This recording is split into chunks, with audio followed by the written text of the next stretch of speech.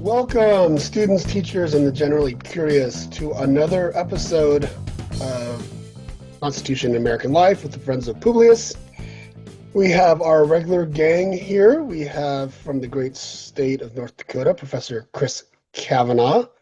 Are you wearing Indiana gear or no? I am not. I'm waiting. I'm wearing my high school swim gear, so some swag. But I will be rocking some Hoosier gear this weekend. Yeah, most definitely. And from the great state of Wisconsin, rivals this weekend, is Professor Timothy Moore, coming to us from his illustrious office at the campus of Madison. Is that right? Yeah, illustrious. Yeah, illustrious. Yeah, it looks like it. And of course, the bus driver from the great state of California and the great city of Bakersfield, Professor David Richmond. I'm curious, most bus drivers that I dealt with in my life, they had pretty big backsides. Are you guys saying I have a fat ass? Is that what you're kind of saying as a bus driver here? No, but we could, yeah. We'll just start referring you to that next season. That's what we'll do. Well, tonight I have the task of opening it up, and unlike previous times, I do not have this written out. I'm going to share a poem. I was inspired by Chris in our last episode, but I recently got an opportunity to go to Ireland and England, and I had not been there in a long time. And so I was thinking about things to talk about, 250 years since the Declaration of Independence. And those of you who have been privileged enough to travel overseas, you just realize how 250 years is nothing compared to the history of Europe. And, to walk around places and to see colleges that have been around since the 1500s and see cities that have been around since for 1500 years, it kind of makes the 250 years come in a little bit of perspective. So I was going to talk about that, and then I just started reflecting on something a little more personal, and it was that 34 years ago, I actually was able to study in England, and I was walking around there 34 years later with just very different eyes, but also very different eyes in terms of what I was seeing, and very different eyes in terms of I was wearing glasses as I was walking around. And it just got me thinking about, excited about learning and about traveling. And it made me think about this poem. And as it turns out, this poem, it's called For a New Beginning. And it's by John O'Donohue, who is actually an ordained Irish priest. So that's my Ireland connection. I didn't realize that until I looked up his bio here recently. So this poem, it just kind of resonates with my trip. And I hope as you students are thinking about the direction of your lives and stuff, maybe it will resonate with you as well. So I'm just going to read it. So bear with me. In out of the way places of the heart, where your thoughts never think to wander, this beginning has been quietly forming, waiting until you were ready to emerge. For a long time, it has watched your desire, feeling the emptiness growing inside you, noticing how you willed yourself on, still unable to leave what you had outgrown. It watched you play with the seduction of safety and the gray promises that sameness whispered, heard the waves of turmoil rise and relent, wondered, would you always live like this? Then the delight, when your courage kindled and out you stepped onto new ground, your eyes young again with energy and dream, a path of plenitude opening before you. Though your destination is not yet clear, you can trust the promise of this opening. Unfurl yourself into the grace of beginning that is at one with your life's desire. Awaken your spirit to adventure. Hold nothing back. Learn to find ease in risk. Soon you will be home in a new rhythm, for your soul senses the world that awaits you. I'm now going to hand it over to... Well, don't you have anything to share with us as far as need to know, nice to know, nuts to know? Oh, I do. I'm sorry. Thank you. See, FA, thank you very much. You get it, FA? Okay. Bus driver? Yes. Need to know, nice to know, nuts to know tonight. On this date in world history, in 1775, the Continental Army captures Montreal.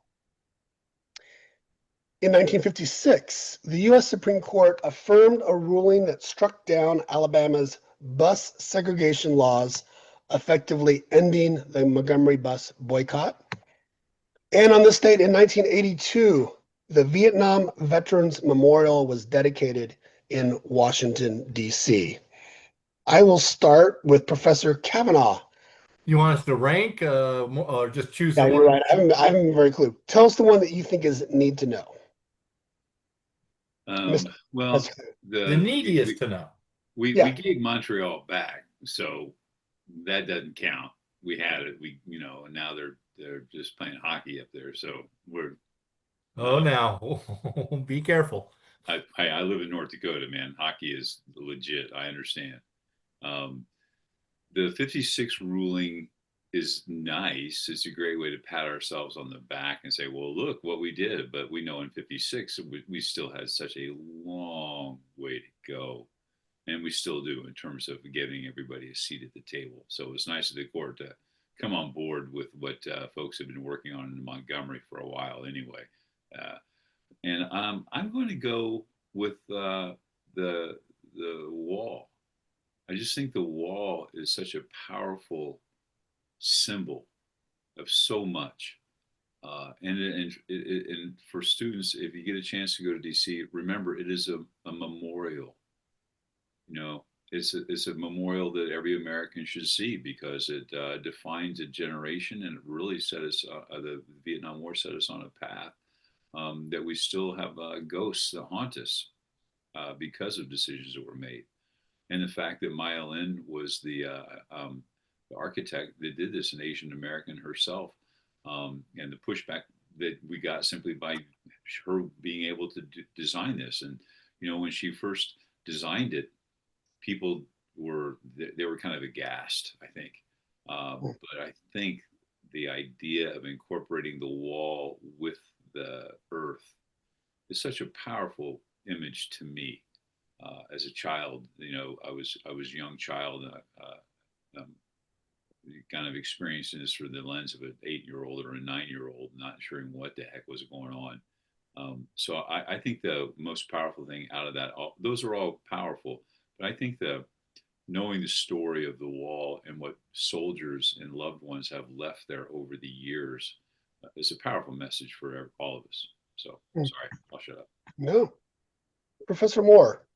Montreal. It was if I think it was the first successful campaign of the American Revolution. Now, to Chris's point, we gave it back, and it wound up in a debacle later. But I think it proved we were viable and to a very limited degree early in the war, and I think in '75 that was important. So I'll go with that. I mean, I've got to do that. I mean, for the American. So yeah, Montreal. All right, Professor Richmond. Well, I know for me, it's not the Vietnam Memorial because, and like Chris, I've gone to it dozens of times. It's a must see for me. The spiritual, somber, reflective emotions I think one needs to experience there. But to me, and everybody has their own interpretation. To me, it was a memorial to a failed policy and to a policy that lost us tens of thousands of lives. I mean, just the names on that wall, it just overwhelms you there. And then knowing that the average age was like 19, kind of stuff. And now history is pretty clear that it's a war we should have never gotten into. And you hope you learn from memorials, but we sure haven't learned from that conflict and that memorial as we choose to use our power in ways that are not consistent with wisdom and courage, one might say. So I'm going to go with the Montreal one, what I like is it is part of Canadian history, and it helps form a Canadian identity and helps Canadians kind of look at Americans as a whole different breed of people, and one in which they don't want to become and Mm. don't want to be a part of there. But the bus boycott, it's a key moment. Although I think we're backtracking on civil rights, I think we don't get the civil rights that we do without this success and this court ruling kind of thing. So that's what I'm going to jump on there. All right. Well, I will go with the ending of the bus boycott only because I think that the movement at that moment it needed a win. It needed a I don't have all the details at the tip of my tongue, but the number of people that participated who were walking to work, who were boycotting not only buses but stores for a very long period of time, and for them to finally have the Supreme Court rule on their side to show that a social movement could get changes made, if not through the electoral branches and through other branches. I think I'll go with that one. All right. Well, thank you, Professor Williams. Again, welcome to all constitutional nerds and also those who are just lonely and need to hear the sweet, soothing sounds of grandpas. To episode 19, our final episode, sadly, our final episode of the summer fall season of the Constitution in American Life. It is our last opportunity to showcase what American constitutionalism, looked like when the four of us were growing up in much simpler times when apps and social media didn't turn us all mean and dour and stupid. When we last talked, the government was shut down, which I don't really know what that meant, given that members of Congress and certain members of the executive branch were still paid, received their salaries. The mail was delivered. The occupant of the White House was still able to order the U.S. military to kill people without due process in the Caribbean. But after a long and historically brave stance by the Democratic Party in the Senate, the government is back open. Yay! 7 Democrats agreed to open the government without gaining any of the demands that they had made in the beginning of the longest shutdown in American history. So what is our lesson? Victory goes to the heartless, defeat to the gutless. Once again, God bless America. So in this episode, we are going to focus on Congress by discussing the question posed in Unit 4. We have revised this question a little to allow for a much broader discussion of the current status of Congress, but we promise to address the issues presented by Kevin Kosar, resident scholar at the American Enterprise Institute. So we're going to talk a little bit about some authors who some years ago, 2006 I think it was, wrote a book about Congress called The Broken Branch. And so we want to talk about, in a broader sense, is Congress broken? And within that, we want to deal with Mr. Kosar's argument about the underfunding of the administrative side of Congress there. So to start off our discussion, we're going to begin with our own L.L. Bean model and scholar from the Center on the Study of the Constitution, a personal friend of Melanchthon Smith, Professor Tim Moore. So Tim, I need some clarification. You hear this quite frequently. All right, I hear this quite frequently from pundits, news people, even some educators, that the branches of government are co-equal branches of government. And that's what the framers intended to create, was co-equal branches. Or I was listening to a podcast this last week, and a scholar said, no, it was that Congress is the first amongst equals. They were not co-equal. Where do you fall on that? As far as, not reading, I know you don't like to read the framer's mind, but based upon your reading the documents, are they co-equal, or is Congress first amongst equals? I think if you look at the text of the Constitution, I mean, Chris has done this a couple times over the years. hey, let's look at the very first sentence in the Article 1. Let's look at the very first sentence in Article 2. Let's look at the very first sentence in Article 3. And I think the difference is you'll notice in 2 and 3, it basically says the executive power, the judicial power. Well, in Article 1, it says all legislative power herein granted. Now, I kind of think what that means is there's kind of an open-endedness to power in Article 2 and 3 because it's not really, there's not much specificity there. Whereas at least in the very first phrase of Article 1, it says all legislative power herein granted. So right away, and this is a key Federalist argument, enumerated powers, enumerated powers, enumerated powers. Well, if there's enumerated powers latent in that statement of all legislative powers herein granted, that seems to indicate that maybe Congress, well, it may mean the Congress is the most feared, which goes to my other point is there's a lot of ink in Article 1, and I don't know that's because it makes it the most powerful or most important. I would make the argument it makes it the most feared, and they want to kind of put some parameters on it because they've come out of legislative supremacy in the British system. So I think maybe um, they're not co-equal, and textually you might have an argument for the president and the courts being more powerful because they're not as limited, I think, in that first sentence, if those first sentences mean anything. Um, the other thing I'd point out is, the co-equal part. Everybody checks everybody on paper. So the mere fact that everybody's got these checking mechanisms and the separation system it seems to infer that there's a co-equality here, certainly in oversight, and I think that may translate to the argument that they're co-equal. Um, I think, I think I hear this all the time. Well, Article 1's the first, so the Congress is the most important. Like, oh, stop it. No, in that regard, the preamble is most important then, I guess. But so don't get hung up on the location of the articles. I just think there were other things in play more important than whether it came first. I think.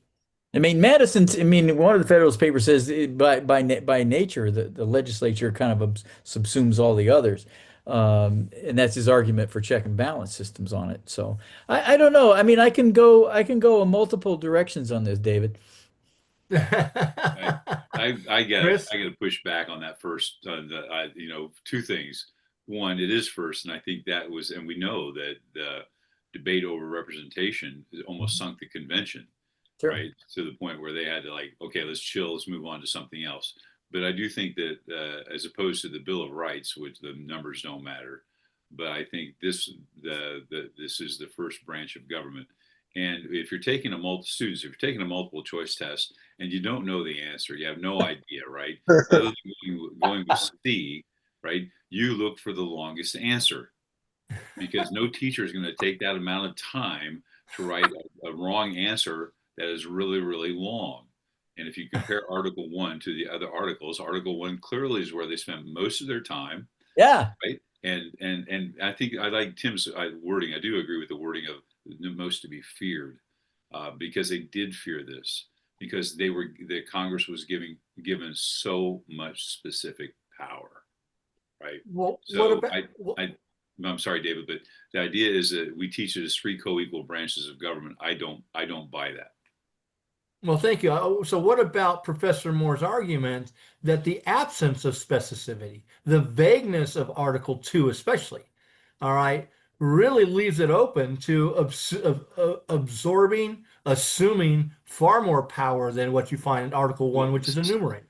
Since Tim just had to log off for a second, I can really rip on him since he's not here. But that would not be fair. I understand the arguments. That's an interesting argument he's making because you talk about all legislative power hearing granted, and then executive powers vested in it, and so it's general. Or it could just show you that the framers just didn't give a shit guard, right? They didn't think that they needed to be that specific with these branches because those were the branches to be feared. That they're not going to be more powerful, right?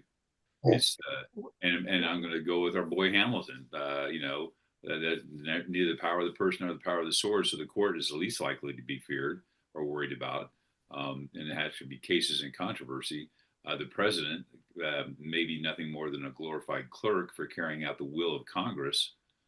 So Congress is definitely. Well, before we come back to you, I am curious, Professor Williams. It seems to be that you can break a tie here. Where do you fall between Professor Moore saying no, they are co-equal, and Professor Kavanaugh saying no, Congress was clearly intended to be first amongst equals? Yeah, I was kind of taken aback by Tim's argument. I mean, it's a good. I mean, first of all, it's a textualist argument, which is interesting, and it flies in the face of the way I have always talked about this and the way I teach it. So I don't know. I tend to lean in with Chris's argument a little more on this, but I do need to think about I don't know why I've read that here and granted thing 1,000 million times, and I just think, isn't there evidence in the Federalist Papers and in the debates at like Madison's notes that it was clear that Congress was going to be first among equals, at least in that discussion? Well, they show up to Philadelphia wanting to modify the legislature. I mean, they're instructed to amend the articles, which there's a legislature. So by definition, they're going to focus on the legislature, given the fact that that's why they went to work on a legislature called the articles. Okay. So I'm just curious, gentlemen. It seems to me that for every power Congress has, there is a check on that.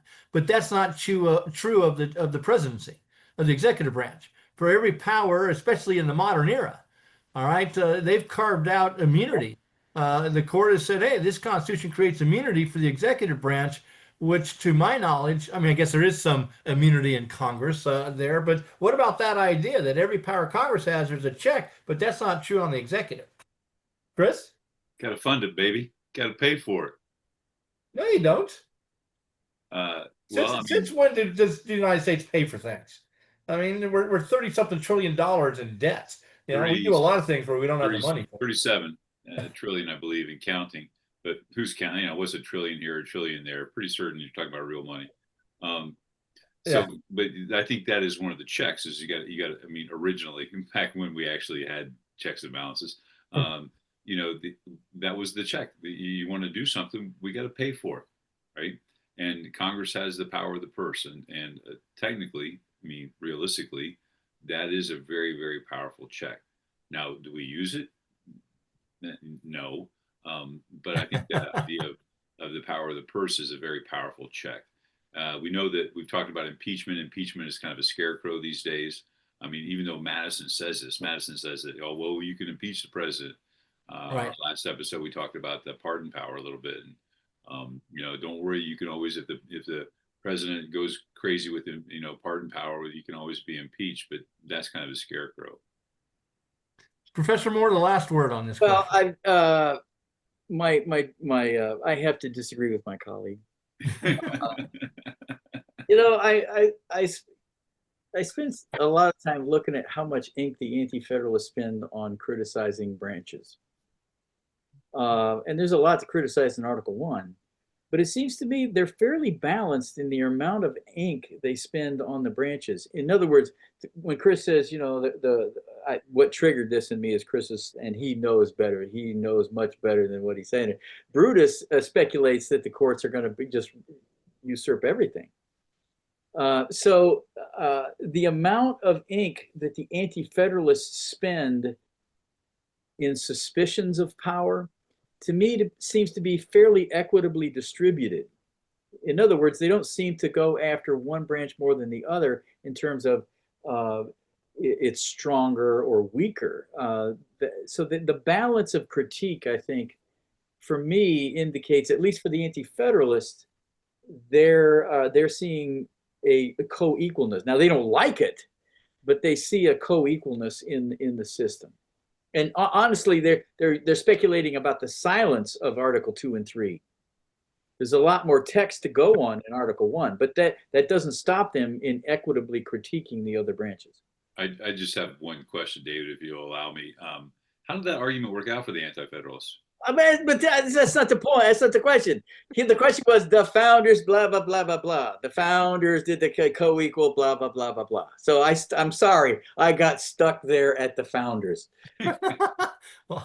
Okay, so Professor Kavanaugh. Touche, touche, touche. Yeah. We got to move on because I have a response, but it'll get us. Yeah. So as I said, one of the things we want to talk about is a book that came out in 2006 by Ornstein and Thomas Mann, called "The Broken Branch About Congress." They followed that up 6 years later with another book titled "It's Even Worse Than It Looks," showing that in the 6 years things had not improved. In fact, they'd gotten worse. So I'm wondering, what do you see as their key arguments?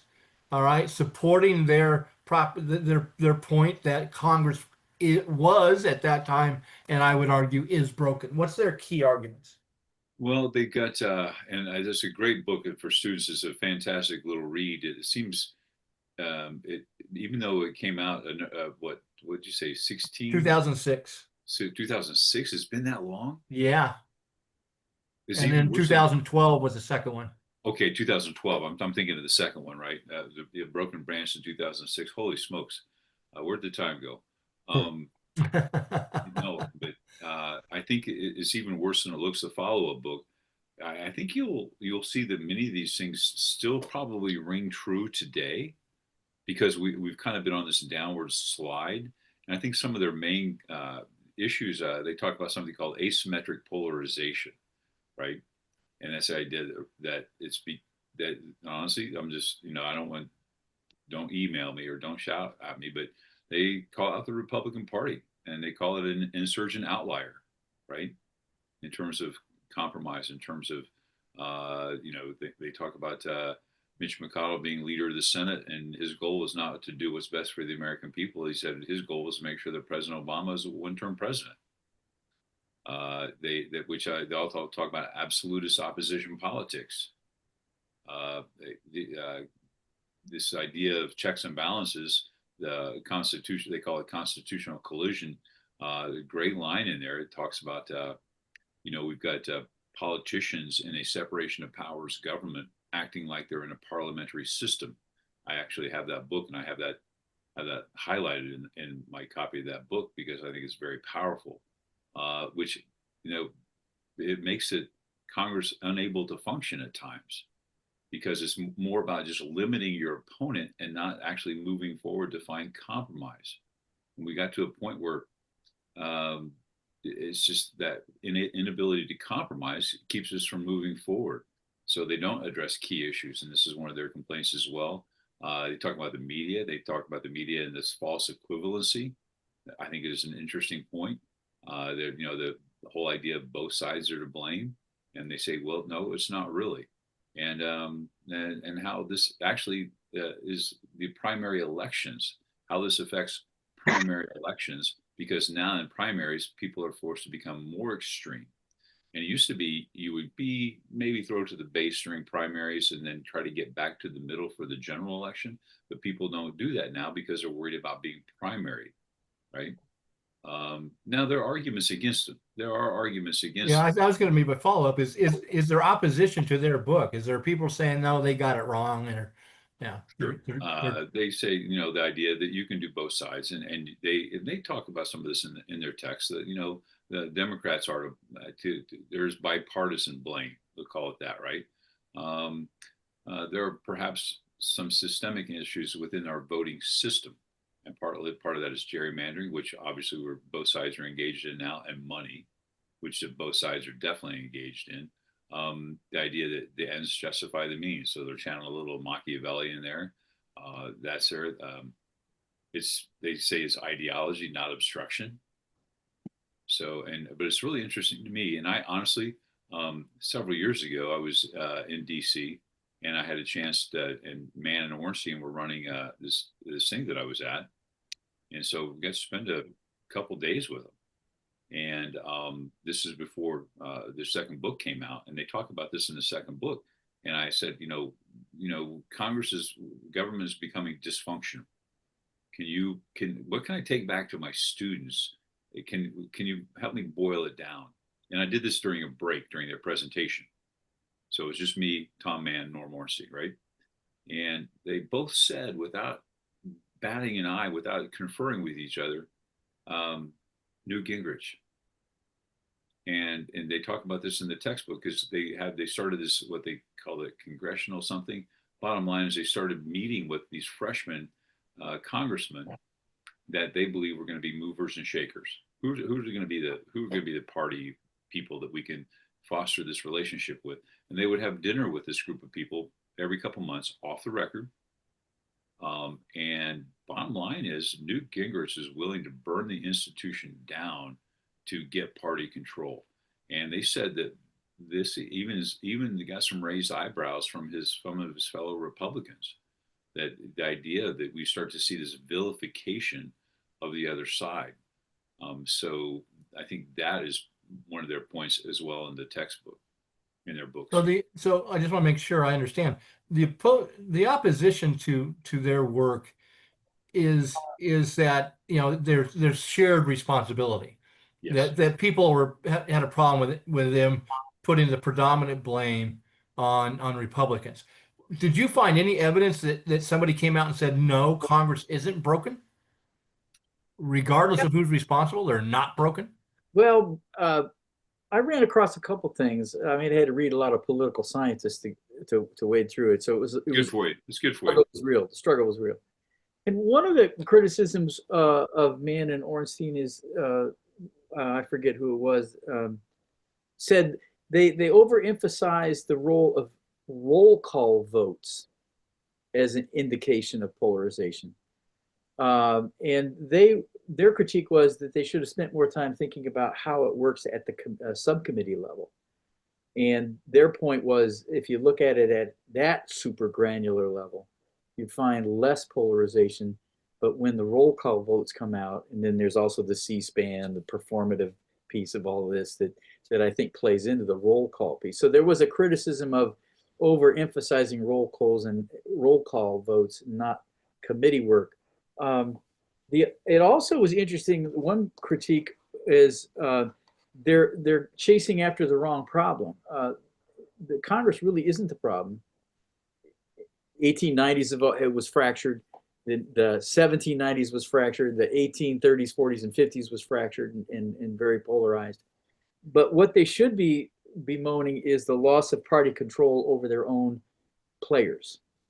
You're not beholden to the party anymore, and those structural changes, I believe Mike or Chris probably would know when, but it seems to me those structural changes occurred in the 60s and 70s that allowed people to not have to go sit in the back for a while if you're a young freshman Democrat or a young freshman Republican, to sit in the back and get along for a while, because the party does control whether you run or who runs against you. So there is a critique that they're focusing on a symptom rather than the real polarization and the real systemic problems. Well, part of that too is the money factor, because you don't want to get primaried, because and they write about this in the book that the threat to members of getting primaried. So the idea is if you become a more moderate position and you think about compromising, then you are wandering away from this beginning of this party loyalty kind of idea. So there's that fear of being primaried, and we still see that today. And your point about C-SPAN, they write about this because about the same time C-SPAN is coming online and this is fascinating, students, honestly, they realize that the cameras are fixed, right? That are recording what's happening in the house. And so there's nobody operating the camera. And the only thing that you can see is the person behind the podium.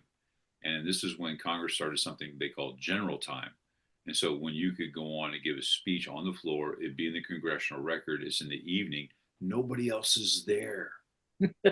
Nobody else is there. And normally what you would do is you're going to go read about somebody from your district and get their name in the congressional record, and and that's really cool kind of stuff. And so it's kind of like we would call constituent services. But Gingrich he starts giving these fire and brimstone idea about calling all kinds of names. He's going after Tip O'Neill, and he's turning around like he's looking at the Democrats.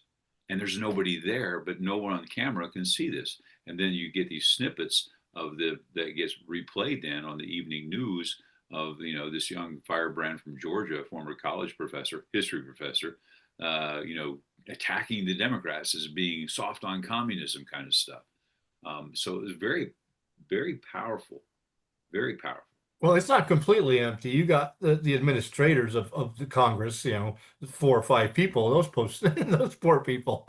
Yeah, and some pages here or there, And some right? pages there kind of stuff. So Professor Williams is the fact, and let's get into Kevin Kosar's work on the administration of Congress and the funding of Congress. Is the fact, according to Kevin Kosar, that administratively Congress is grossly underfunded as an institution of government, a key factor explaining its ineffectiveness. I would say it's a factor. I don't know if it would be the key factor. There's no question that Congress, and this has started since the 1930s and 40s, right, with the creation of the executive office of the presidency and more White House staff, which Congress allowed. I mean, Congress initiated that. They passed the bills to make that happen. Congress definitely, they as an institution feel like they are out-personed and out-moneyed by the White House, by the executive branch for sure. Not just the White House, but the executive branch. So I think it is a key factor. Students, if you ever get a chance to go to DC and walk around Congress, it is astonishing that most members, their offices are being run by 20 to 25-year-old interns. That it's just quite amazing when you realize about these staffs and who's actually doing it. That's because you can pay them sub-minimum wage. What's that? You can pay them sub-minimum wage. That's Yeah, what. I mean, when I was thinking about your question, I was thinking, I think it is a factor. And I do think that maybe Congress, definitely the Congressional Research Service, the General County Office, those things need to be beefed up. But Congress has the complete power to do that for itself. So to me, if we're talking about like, what's a major reason for Congress's ineffectiveness, it's a factor, but I think it also just has to do with the work that Congress has decided to do and not to do over the last decade or so. I mean, Congress could do a lot without spending a lot of money on staff and stuff in terms of writing legislation. Just the oversight powers alone, right, are strong powers that they could use. So I think it's a factor. I wouldn't go far as Kosar suggests, saying it's the most important factor.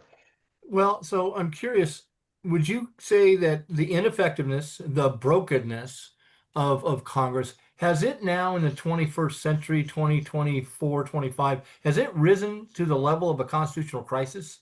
Its ineffectiveness and brokenness? Um, I'd say if it means a shift over to executive power because they're doing nothing, yes. yeah. I mean, I was trying to, I'm just not an expert on this issue, and I didn't look at these, so it's hard for me to make the comparisons.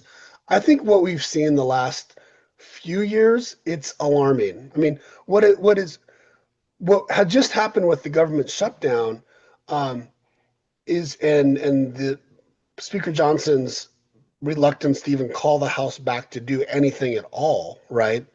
That wasn't reluctant. That was a strategy so that they For wouldn't have to sure. vote on the Epstein papers. It's the equivalent of a parliamentary system, shutting down for a no vote of confidence, and then waiting to hold elections to create itself back up.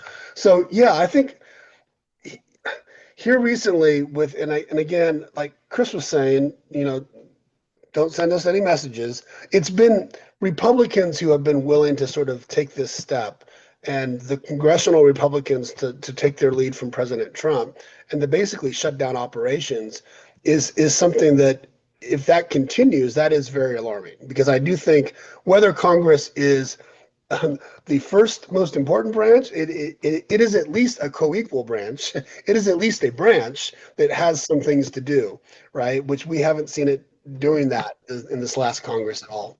So Tim, your argument is that it's a crisis if their inactivity creates an imbalance in the Well, co-equal. absolutely. There's been I read 3 or 4 pieces by political science that make that exact argument.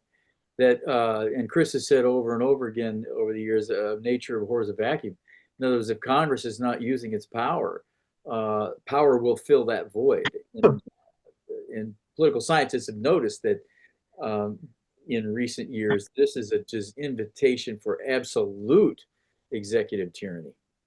That's a Chris? constitutional crisis. Yeah, Chris, you're going to jump in. Boy, yeah, several things here. One, Mike's absolutely right. The Constitution says Congress's pay is ascertained by law.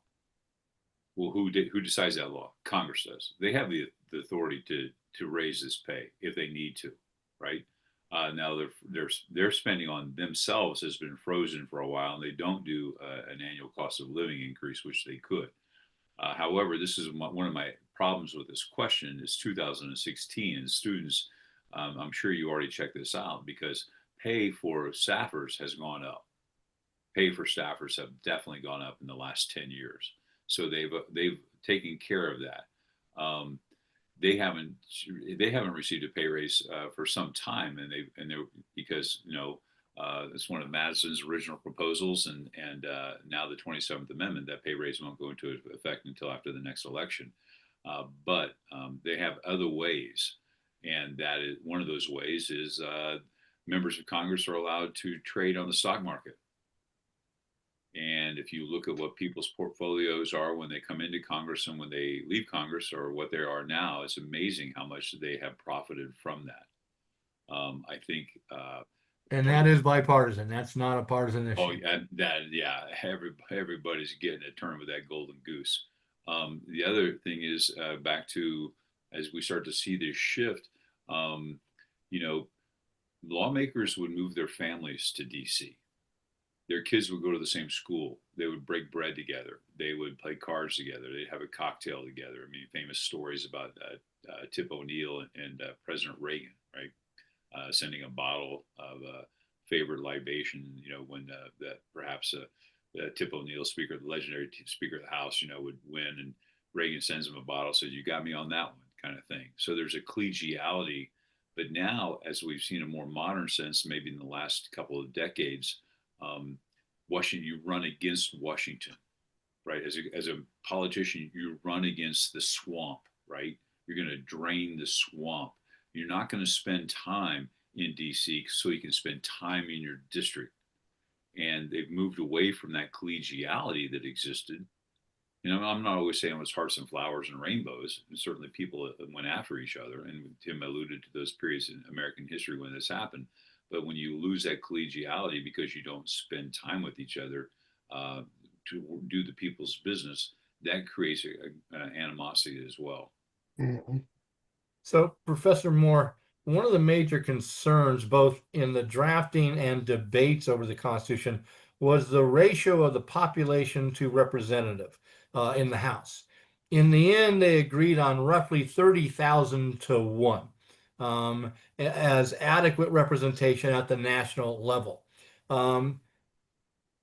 Today, that average ratio is around 700,000 to 1.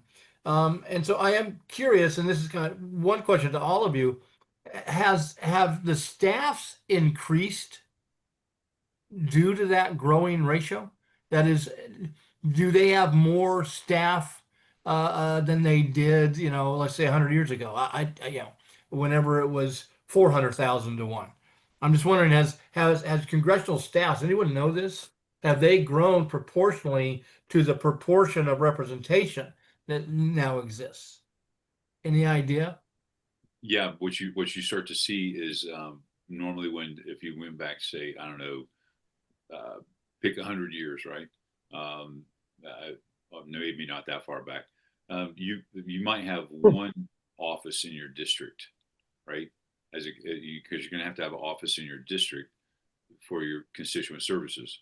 and you're going to have an office, obviously, in DC. And as that number has grown up to that 700,000, David, you'll see in some places, especially in larger states like California, Congress people will have to maybe have a couple offices, which will or more, will require more staffers.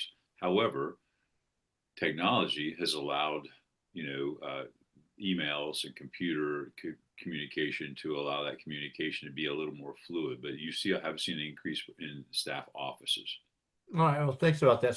So Tim, staying on that, I'm wondering this average ratio of 700,000 to 1.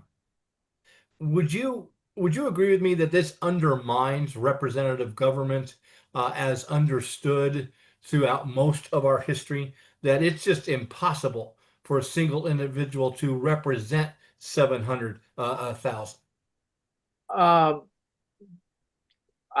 think so, but I'm also. It strikes me as 1 to 700,000. I mean, aren't we perilously close to virtual representation? Yeah, good point. I think virtual representation was one of the original problems that we had, justifying the American Revolution. And, because we complained because, we didn't have any representation in Parliament. So now at stake was a different theory. But it seems to me that the ratios now do get perilously close to that issue, and that should be a problem, I think, for most people that are attuned to American history. I mean, Brutus and William Grayson had a fantastic speech in the Virginia Convention. Impartial Examiner, they all raised the issue of representation, as well as the smallness. The smallness was a real problem because corruption was the kind of the argument that all three of those anti-federalists made, that the size was too small. And even for them, a 30,000 was way out of control, because they looked at state representational ratios and state legislature, the numbers of representatives in state legislatures, and the Constitution was way out of line with that. Also, they were very concerned about quorums.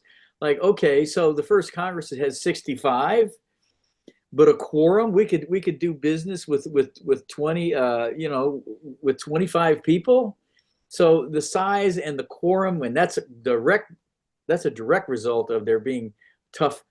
The Articles Congress had a tough time getting quorums, so they're very attuned to quorums during ratification. So the size and the ratio is just, I mean, they're very concerned then. And I can't imagine what a meltdown these anti-federalists would have if they look at 1 to 700,000 or 8. I think there was one district I saw that was over 900,000. So yeah, I mean, I think. And the next question is, do we increase the size? Yeah, it's tough. That right out of my mouth. Tough enough to herd the cats currently. Would it be easier to herd that? It actually might. Bear with me. Let's increase the size of the house by 300, and make them meet outside too. By the way, so increase it by 300. Is it possible that it would actually pave the way for parties to regain control of their members, because it could be potentially be so widespread and gangly and out of control?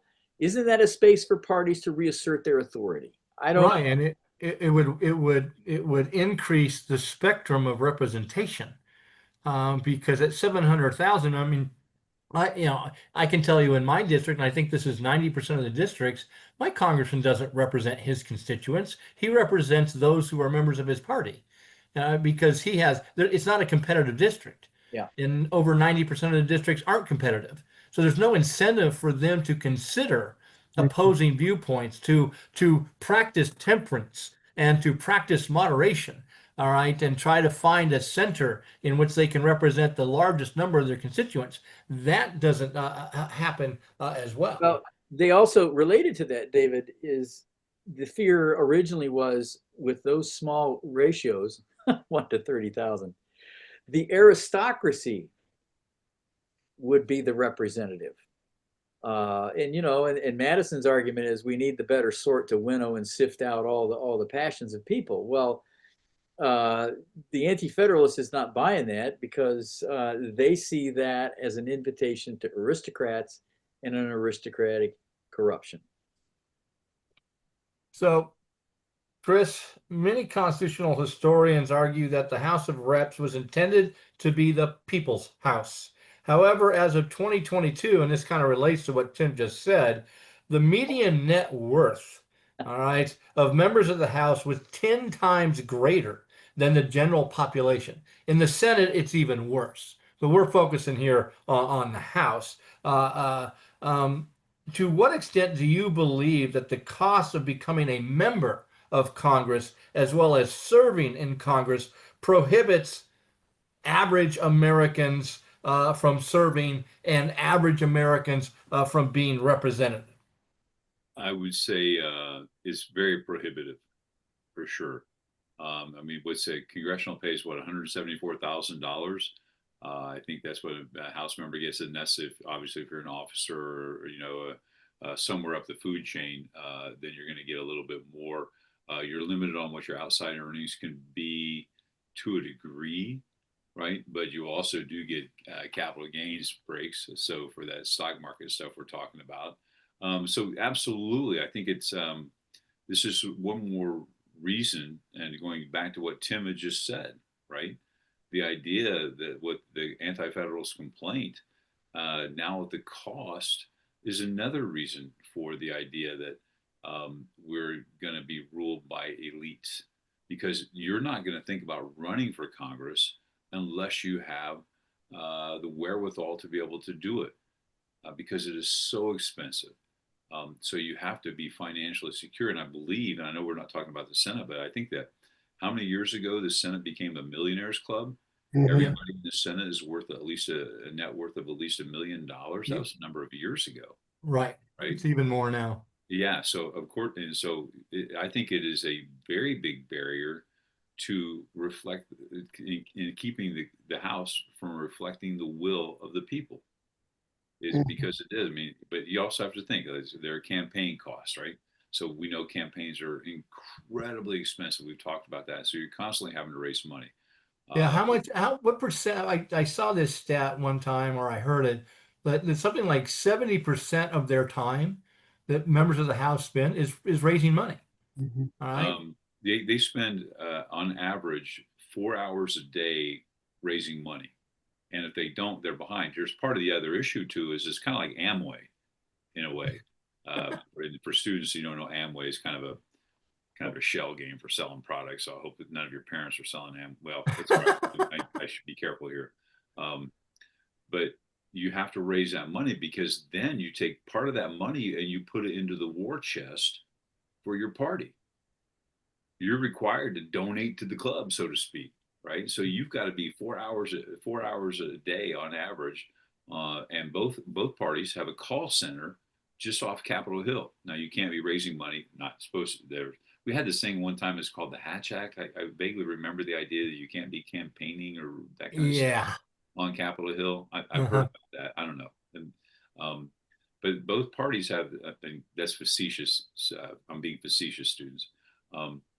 Both parties have a call center off of Capitol Hill, and you go over there and they have a Rolodex. Well, it's not a Rolodex, it's a computer now, and they robocall people, and then the congressperson puts the headset on, and they go, "Oh, I got Dave Richmond here on the phone. Dave, how you doing? Haven't heard from you in a while.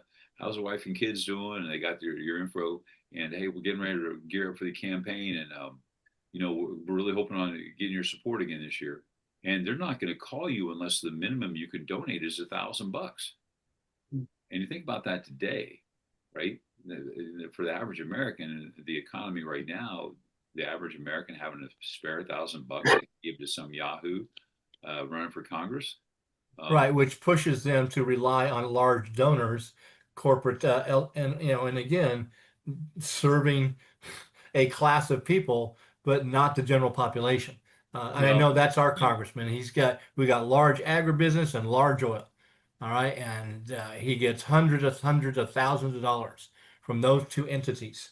All right. He doesn't need small donor, kind of thing to rely on that. Well, Any suggestions, Chris, is there any way to fix that?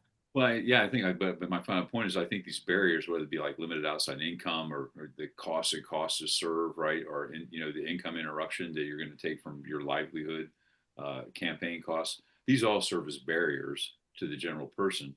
Say the average person, whatever this, from actually seeking office. There's some suggestions for sure. I think one of the best is public financing of campaigns, right? Publicly financed campaigns, or some serious campaign finance reform. Maybe revisiting Citizens United, because saying money is speech is like Well, you're saying going to have to, yeah. saying chocolate is speech, right? No, money buys chocolate, money buys speech. It's not equitable, right? So campaign finance reform, they could vote themselves a big pay raise. There are some people would argue that if you raising your salary to a level commensurate with a high level private sector job, could attract a broader range of talented people.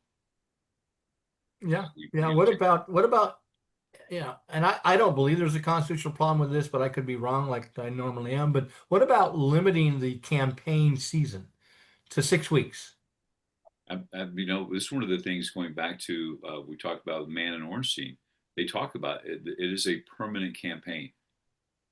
When does the next campaign start? After the election is over. As soon as the election is over, now we're campaigning, right?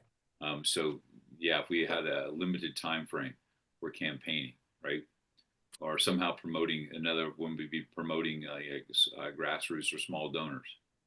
And we have some candidates at local levels that do that. They will not take corporate money. Yeah, there's a few members of the House that did do that, but the overwhelming majority don't. So, Professor Williams, again, looking at how to fix this, many academics and reform groups argue that the only way to fix the broken system is to impose term limits on members of Congress, as many states have done in their state legislature, California being one. What arguments can you develop both for and against having term limits on members of the House and Senate? Well, it kind of depends on what problem we want to solve and ask ourselves that. I mean, and it's wonderful. We'll talk about states here in a second. I mean, this is a wonderful aspect of our federal system, because we do have states who've tried it, and we have a lot of good research that's come out telling us what's happened when we've term limited state legislatures. So, look, if what gets you upset about Congress is that it feels like it's a club that's very hard to get into for some of the reasons we've talked about, then maybe term limits do look like a good thing. In 2024, 95% of incumbents won. So if you feel like it's an inside game and that the only way to get incumbents out is to term limit them, I think that's an argument that lends in your favor. You would definitely have less incumbents if they could only stay 2 terms or 3 terms, whatever it would be. Others argue it would be good for the legitimacy. It would refresh the representatives that are there. And maybe that would give people more trust in the institution if they can see that there are different people there doing the representing. I would argue that they would still have to do something, right? Which is something that past Congresses haven't done. I think the main arguments against it are that when you're going to lose some expertise.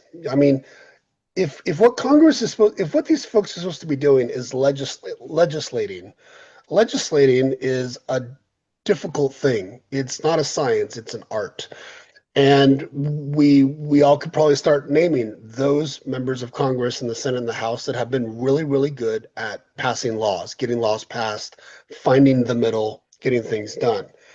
The fear is that if you term limit folks, you're going to be maybe getting people out of the office who are really good at that, right? And then who's going to fill that vacuum? Well, this is where a lot of research from the states, and Dave, I know you had personal experience with this, and maybe you can tell some of those stories. If it's not going to be the legislatures doing the legislating, if you're a brand new member and you don't even know where the bathrooms are and you're being asked to write a bill, well, you just give it to an interest group to write the bill, or you give it maybe to a staff member who's been there for 20 years to write the bill. And then it becomes a question of, okay, who's actually doing the representation? And we found that a lot of states that have moved to term limits, they found that that's what's happened. Yeah, and so to me the question is, what are you trying to fix? And if it's just to get the bums out, then yeah, term limits are going to be a great fix. If you're more worried about members of Congress actually doing legislating, or not having so many millionaires, or having it look more like their constituents, I think there are other ways to get that besides term limits. So this question came up to me from a student this week, and I didn't have a real good answer. Could Congress pass a law requiring independent commissions to draw districts in all 50 states Oh, under Article 1, Section 4? Could Congress do that? That's some flexible interpretation. I like that. Well, because I think Yeah. I think fixing the redistricting process Yeah. is more important than term limits. That term limits, I think Mike answered that perfectly. What do you want to solve here? To me, is the absence of competition. And yeah, we know that competition brings representatives more to the center and to represent a broader group of people. But given the number of districts, there is no competition. And so I was wondering, and I said this when California decided to go to an independent commission. I voted against it. Although I mean, I agree with the idea and concept, but my argument was unless every state does it, California is tying its hands then. I mean, at least the party that at this time in history, has the power, they'd be putting themselves at a disadvantage versus those states like Texas that don't have that independent commission. So I was wondering, yeah. would the constitutional language of Article 1, Section 4 allow Congress to pass a national law and say every state, all right, now has to form an independent commission? I mean, the original fight about in ratification, I think it's the most ink is spilled on federal control, potential federal control of local elections, because it is there. And it's remarkable how much the anti-federalists got mileage out of that. Now, I think a textual reading, a fair interpretation would be, yeah, they could. Now, but over and over again, we've said here for years, if it says it on paper is one thing, is there, I think Mike's big refrain is always, do we have the political will? Yeah, I agree there. Yes. Yeah. I think no. Congress could do this. Yeah. I mean, Tim's right. I mean, in a plain reading of it, and I pulled this out just to make sure that I remember. I know your question, David. We all scrambled for our. What's happening?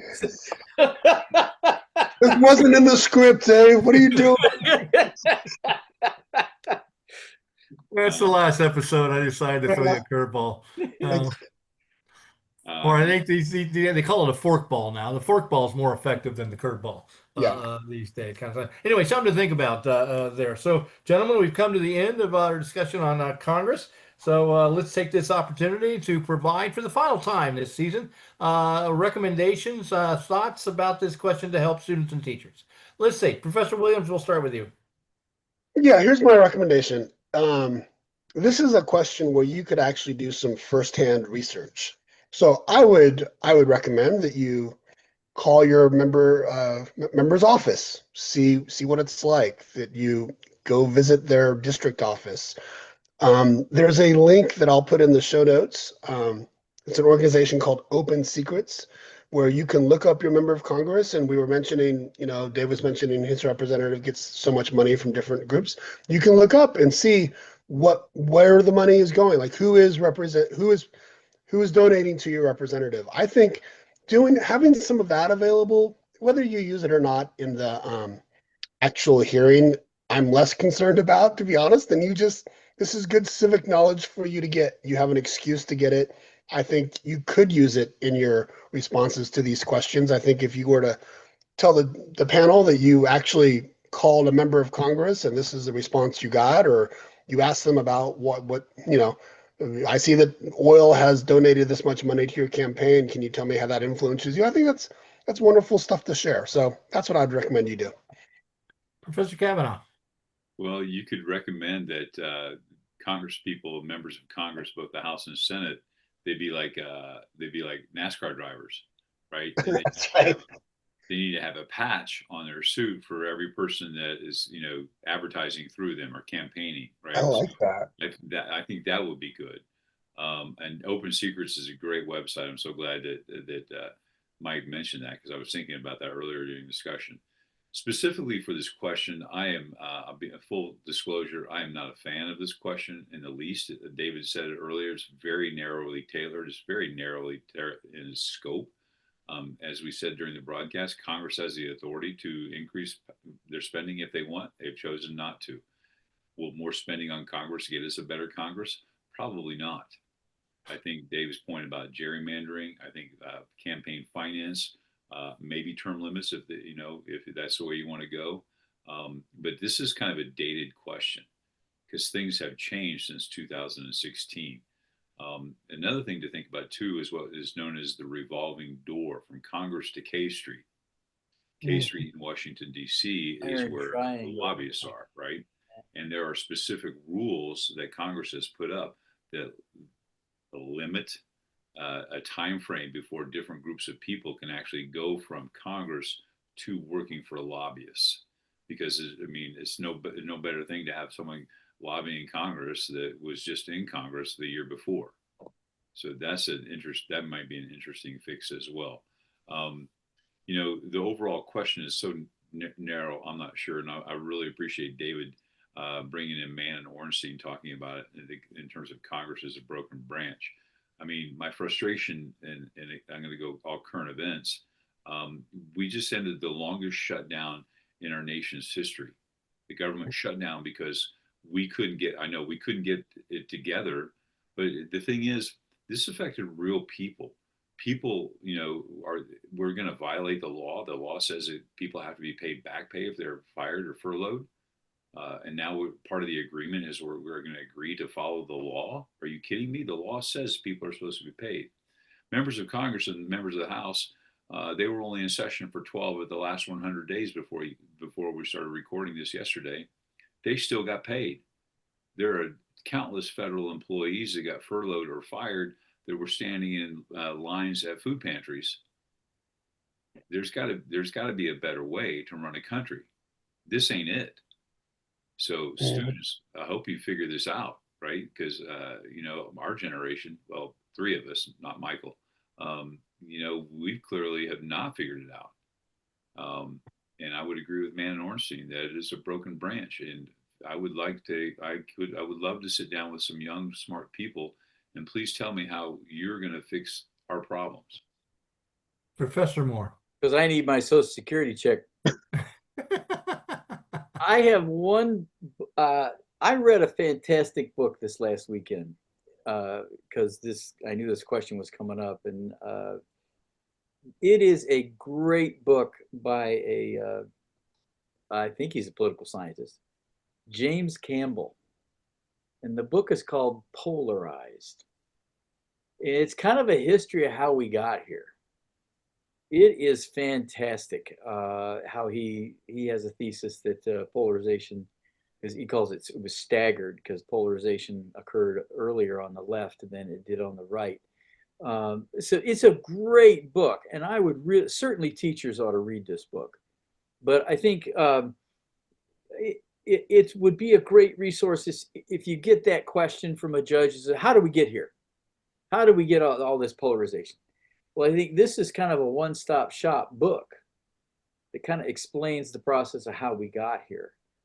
Now, there's also a great review of the book by Harvey Mansfield. I think he's a Harvard guy for decades now, reviewing the book. So James Campbell's book, Polarized, would be my recommendation, especially to teachers and some students too. Well, gentlemen, thank you very much. Students and teachers, that's our last kind of period of recommendations for you. Before we sign off, I highly recommend this coming weekend after we're taping the Ken Burns special or documentary on the American Revolution is coming out. I believe it's 4 nights there I think six it's nights, six episodes. there. Thank you, Chris. I've seen segments of it. I've seen him interviewed, and it looks, as always, fascinating.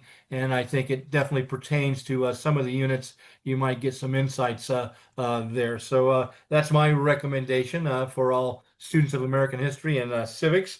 Well, I hope that we have provided all of you with some things to think about throughout this season that we started back in August. That we've given you some, solid pieces of evidence that you might be able to use, but also have given you some things to think about. Because in the end, that's kind of what we want to do, is not provide you specific answers, but to give you some scenarios, some things to think about as you work your way through your own We the People preparation there. We hope to see all of you again when we come back for our next season in January for the national finals questions. Now, we understand that some of you may sign off. Not all of you will qualify for the national finals. Gentlemen, I assume it's still in April, and this year it's in Maryland, if I understand correctly there. But, even if your team doesn't make it, you can always continue to join us and, again, just make fun of us or whatever. And, I wish we had an email that we could receive comments and thoughts and recommendations, but we don't because I'm too lazy on that. But we wish all of you well and good luck in your state competitions. We'll be back in January. And until then, peace, love, yogurt tacos. Bye-bye. Bye, bonds.